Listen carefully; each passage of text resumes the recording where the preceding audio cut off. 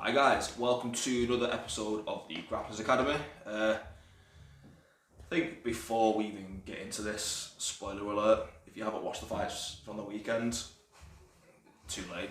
I think if nobody's watched the fights properly, they've probably seen them highlights on Instagram anyway. So I saw the highlight before I actually watched the fight for the main event. How did you have it going into the last round? I didn't watch the I've not watched the full fight.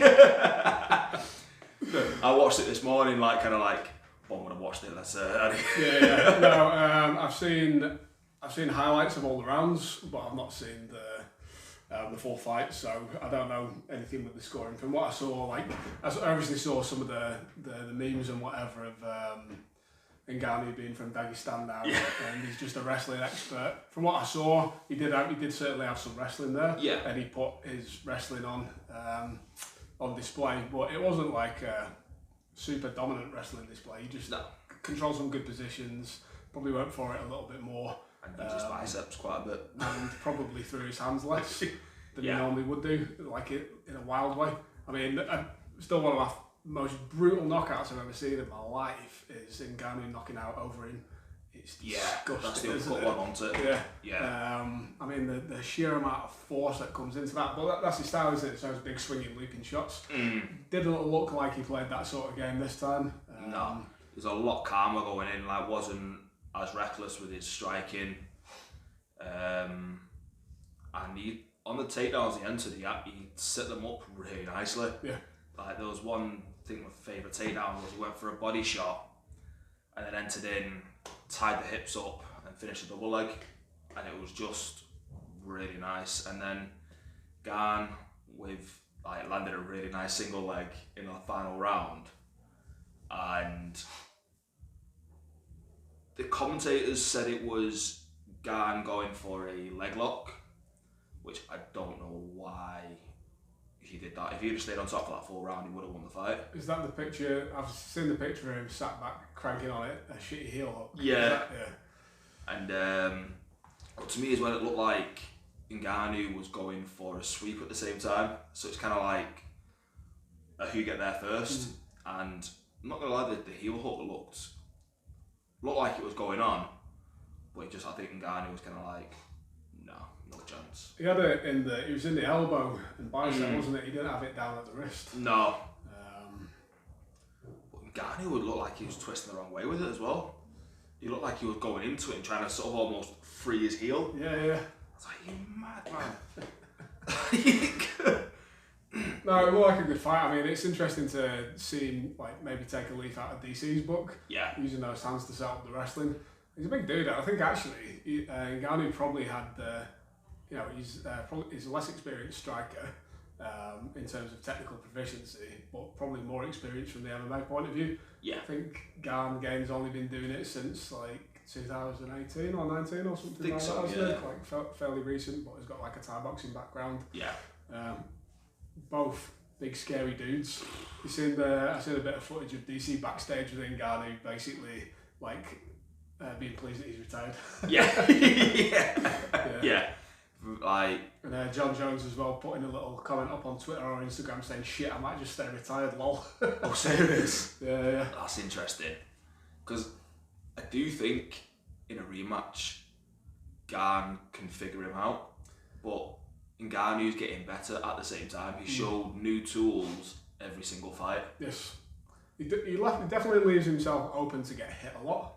He got hit with a pretty flush spinning heel kick. Yeah, and hands as well. He's still wild, but he's such a big athletic dude. It's hard for people to open up and commit on him. Yeah. Just because if he starts swinging and he clips you with one of those uppercuts or hooks that he throws, it's pretty much good night. Yeah. I think one of the best examples I remember seeing of head movement and boxing movement to evade his striking was Stipe in that match. It was bobbing and weaving, lots of head movement. That was really beautiful display of and it still wasn't enough. And it still wasn't enough because it just takes one. Scary, dude. And we had I've not watched the rest of the card yet. It's just been a hectic time, but just lots of highlights of me from this weekend. A couple of the highlights from the grappling as well. Craig Jones and Nicky Rod, the B team, were out on display, weren't they? Yeah, I've heard a bit of feedback about the who's number one and especially with the Jones fight, because he lost into Craig Jones. Decision, wasn't it? Yeah, and he needs to stick to what he's good at when he's competing. Like, I love Craig Jones, but wrestling when you're not comfortable doing it at that level. We looked at some of his statistics, didn't we, a couple of months back, maybe last year, and if he doesn't win with submission, he usually loses by decision. Yeah. So I'm definitely not surprised to hear that. But you'd think it'd be something that he'd try and at least get the points and secure some points before he starts doing stuff like that. Yeah. It makes exciting jiu-jitsu if he's going always for the submission and for the win and trying to do stuff and improve, but if you're looking at it from like solely a competitive winning point of view, he's got to do something a little bit differently. Well, I guess depending on what his thought process is behind it, he could be getting competitive experience to improve his wrestling ahead of the ADCC, which would make sense if that was his thought process behind it.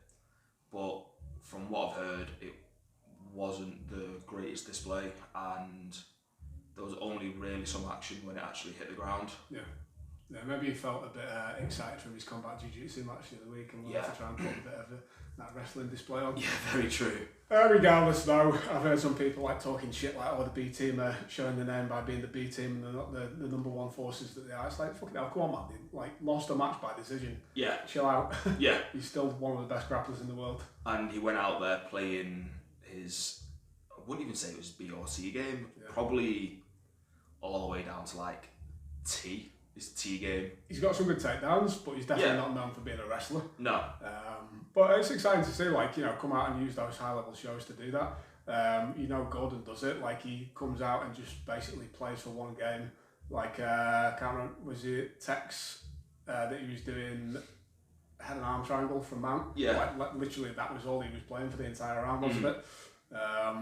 And he does that quite a lot. Yeah. I think he usually ties it in with like what DVD instructional he's trying to sell as well at the same time, which is great. You're that good that you can come out and be like, right, I've got a guard retention DVD coming out. Let's just do guard retention in this whole match and show how good my guard retention is. It's the best advert, isn't it? Yeah. It's almost kind of like when Gordon's got a match coming out, he's got a DVD coming out the following week. And you know what? I love that. Here's my techniques. They work against the best guys in the world. There's nothing like super ridiculous. Like a lot of the stuff that Gordon does isn't overly athletic or flashy. It's like quite basic, but really good. Yeah, it'll be interesting to see him back out for the ADCC, especially with he's going into Nicky Rod's division, isn't he? Yeah, they're going to be in the plus 99. Yeah, and I've seen something about Pena's in the division below, I believe, but he's requested to be in Gordon's division. Alright, okay. So they can have that rematch. Yeah. And if they do have the rematch, it'll probably be the second match in. That probably was the best match from last ADCC. Yeah. Or certainly the one where Gordon was tested the most. It was pretty close, that, wasn't it? I enjoyed that match. Yeah, really good. Like, taking it on a back take is like just so close, especially off the back of a heel hook entry. Yeah. And then just we didn't need the heel hook. Sorry, I'm thinking about Barbosa. I'm thinking the Barbosa match. Oh, right. Yeah, that was a good match. Yeah, Barbosa match was like. Yeah. For me, that was probably that should have been the final. Yeah. No, yeah, but sorry, the Pena match was a good match as well. Yeah. I don't know why I'm thinking the Barbosa match. I'm just thinking what was the best match from that last. Yeah. ADCC. I don't think they faced each other in the last ADCC. Was Pena in it? No, it was the one before, wasn't it? Yeah. That's why Pena was the super fight one too. Yeah. That's why he wasn't in it. Yeah, he was fighting Galbo. He got wrestle fucked by Galbo. Yeah. But yeah, Gordon's doing division and super fight this year. Cool. Does that mean he's doing the absolute as well? I don't know. Does that mean he faces himself if he wins the super fight? Yeah, I don't think the organisers would allow that, to be fair, because then there's time to schedule it, isn't there? Because they're basically the absolutes on the same day as the super fight. Yeah. So he'd have to go back to back all the way through, which I'm sure he probably could. Oh yeah. But yeah, they can't. I can't see him letting that go ahead. No. Plus as well, like there's nobody for him to face at the next ADCC if he wins it. Yeah. So, but interesting turn of events would be Pena wins the absolute. Yeah. If Gordon does pull it against Galvao, got potentially have Gordon versus Pena 4. Would be a good match. Yeah, I think those two. I can't see them facing each other during kind of like who's number one in super fights, but tournaments, I think that's going to be where all of their matches are. Yeah. And I don't think it makes sense to have them on super fights because there's a lot less on the line other than Pride. Whereas if you got ADCC title on the line plus 40k or whatever they put the prize money to, they're gonna fight. Yeah, there's. I mean, I don't know how much money's in the super fight matches, but I mean, it could potentially be more than the 40k that they get from ADCC, but it's also the prestige of being the champion of ADCC as well, isn't it? It does hold the biggest weight in jiu-jitsu for various reasons, but it does. Yeah. I always compare it to the World Cup. It's like the World Cup for grappling. Yeah. Kind of off topic of that a little bit as well, it just popped into my head for some reason when you were talking about Ngannou getting heel hooked. Oh, like I was thinking, you have all these white collar boxing and white collar MMA events, and they're always packed out, aren't they? Like, there's always loads of people who want to do it. I was thinking this morning while I was having my breakfast, I was like, why don't somebody put on a white collar jiu-jitsu event, right?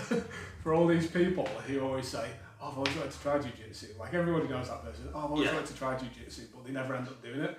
I reckon if you put on a white collar jiu-jitsu event, and because they don't pay for training, I don't think, do they? Like they just the charity pays for them, and then whatever. So they sell the tickets or whatever.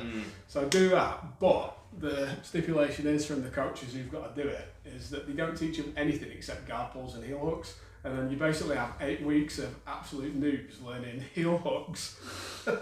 And then going into the ring, and then everybody sat there at the charity event like, what the fuck is this? And then occasionally Lyra. I think you'll hit doubles, you'll just hit both each other's knees, and you'll have one heel hook in, the other one will be... Oh, that'd be... It'd be like that episode of The Simpsons where they're in the UFC and he's heel hooking himself. How good do you reckon somebody could get at the leg game, only the leg game, if you did guard pulling and leg game for 8 weeks? I reckon you could get okay. I reckon so. Like all you worked was your retention and leg entries. Yeah. Yeah. Right. Somebody wants to put it on. Let's go. I'll coach. Heel hooking white belts. Well, they heel hook at each other. There's nobody to feel bad about it. It's not like these purple belts heel hooking white belts.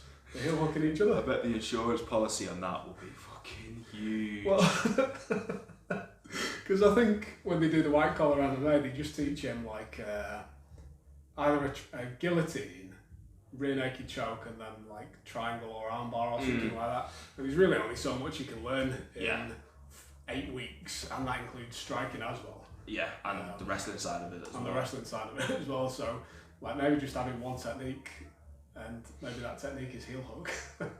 It'll make it a more exciting match. I wonder if heel hooks that won't be allowed, will they, in white collar? No. No way. I think Empire at the weekend had heel hooks in the advanced. Yeah, they did. Which is good because that's quite a few good finishes I saw. IBJJF. Yeah. Be careful how I say that. It's kind of good seeing the larger competition scene catching up with that. Because it has been asked for a long time. Yeah. I think the next step in the rule set will be bringing toe hold and knee bars down to purple belt. Yeah, I thought you was going to say putting heel hooks in the gi then. I mean, it's not, I wouldn't say it's more risky. How about this?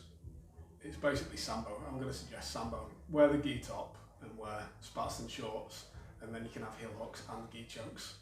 There's your happy. That sounds like a good. There's your happy medium. That sounds like a good time. That, to be fair. Yeah. Because then you're going to get judo throws as well as wrestling. Yeah.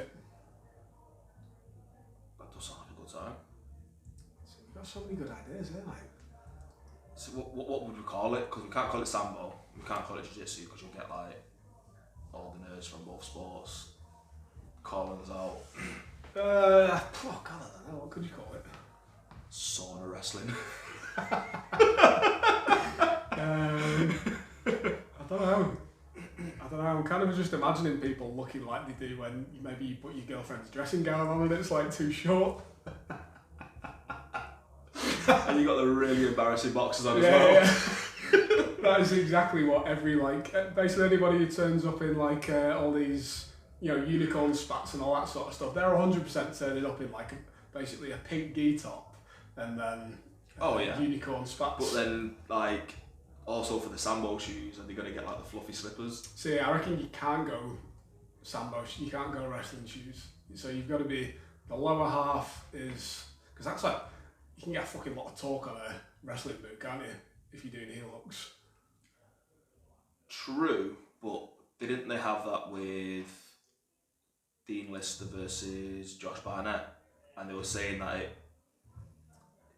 that it makes him more vulnerable to leg attacks.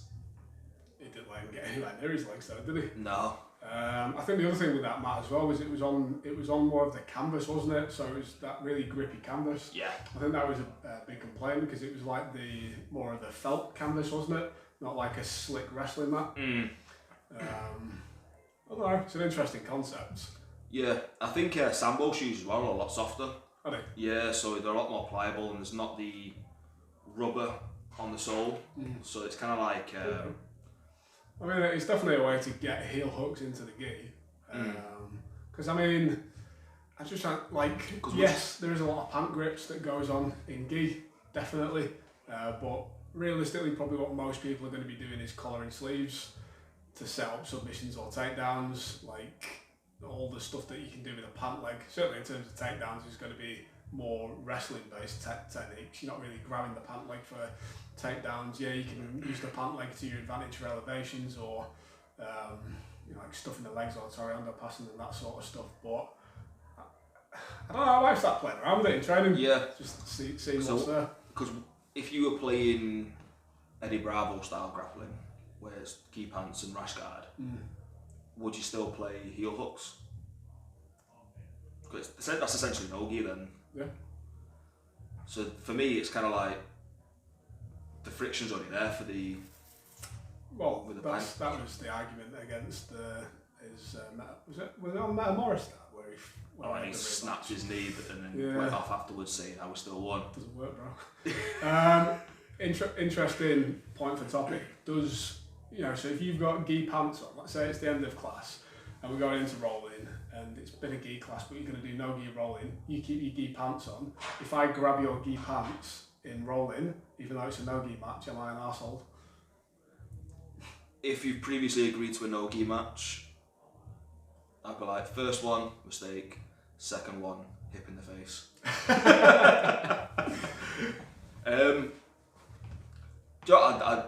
Depends on what you've agreed beforehand. If you be it's purely no gi. I think as well, mistakes happen and pant legs do get grabbed, but you can just be just whisper in their ear, let go. Let it go. I don't know, whenever somebody does it on me, I'm just well, I'm wearing pants, so it's my problem. Yeah. It doesn't bother me too much, to be fair. I'm just thinking the inverse of having the gi top.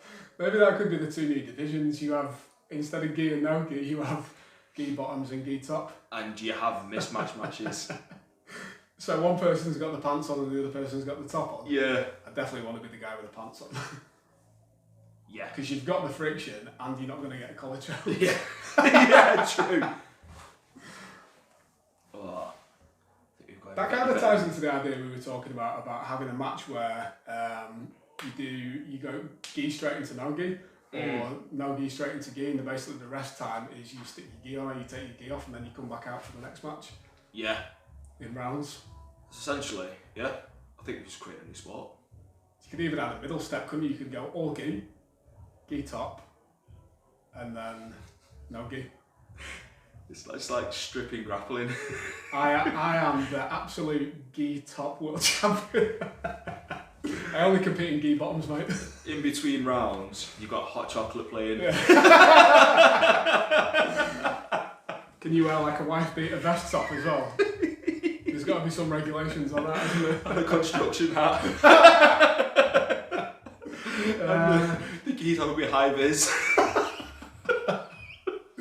To be fair, get on to Jake and get him to stick it on the next Empire. It's like an exhibition match. I'll drop him a text and be like, I've got the perfect idea for you. Yeah. You can play hot chocolate through the whole thing, or that Bound Chicka Wow Wow thing. The Magic Mike one? No, what's the one that's off the... I can't remember what film it was, but it's kind of like off the Lynx advert. Oh right, okay. Yeah, Play that during the matches, and in between it while everyone's kind of like taking the pants off. Yeah. And then it's kind of like high vis gi, construction helmet, vest on. I think that'd get a lot of support. Yeah. There's I think you'd bring a lot of new fans to the sport as well. yeah, definitely. All the mums that are bringing the kids to compete would definitely stick around to watch the exhibition match, wouldn't they? Oh my life. Yeah, so I don't know how we're going to come back from that one. Let us know your thoughts on what Do you want to see it or do you just want to compete in it? I don't know. Well, there we go. That's it. And we need a name for it. I think more importantly, if you're going to stick something in the comments, other than you two are fucking idiots, put a name for this sport, because I'm dead serious about it. I think let's create the division, the competitions. And you know who'd be the first person selling instructionals? Craig Jones. He'd be It won't surprise me if he already has plays the sport. Yeah. Like we invented it, but he played it before us. Yes, yeah. And he probably would. I've seen some of his OnlyFans instructionals as well when he's wearing those basically like 1980s hot pants. Oh, they're like with his I think it's a gum guard that he's got in his inside his hot pants as well. So I was watching video of him rolling at 10th Planet where he was wearing the his OnlyFans one. No, the leopard print rash guard. Yeah. And I couldn't resist it, but like I went up with the comments and was like, Craig Jones out here catching subs looking like Peg Bundy. Stick it in the comments, we need a name. And if anybody wants to just hammer Craig Jones about getting on the first exhibitional match, I'm sure that'd bring some eyes to the sport. Definitely. Oh my god. This would definitely work. Craig Jones versus Gabby Garcia. In that format. In the format. It's got something for everybody. It's got something for everybody. Streaming on Flow Grappling, yeah. And on BT Sport and on UFC Fight Pass. Exclusive contracts everywhere. Settled. I think we need at least like a 10% finder's fee on this. Yeah, that'd make us like multi-billionaires. So we've got the Bonafide PT, coached by Sai. We have the Grapplers Academy. Make sure you like, subscribe, hit that notification bell, and drop us a comment. And we'll see you next week.